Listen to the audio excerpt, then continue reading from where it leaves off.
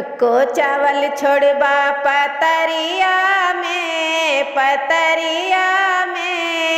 बड़ा मारी खाबा वसरिया में, बड़ा मारी खाबा वसरिया में। एको चावल छोड़बा पतरिया में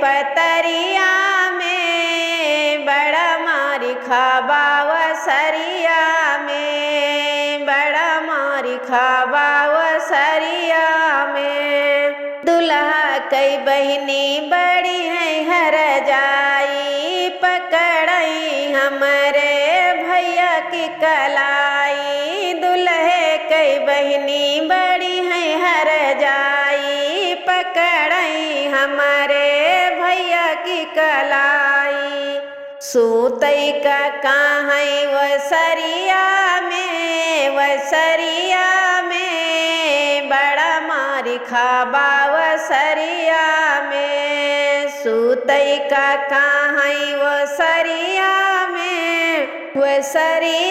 में बड़ा मारी खाबा वसरिया में। एको चावल छोड़बा पतरिया में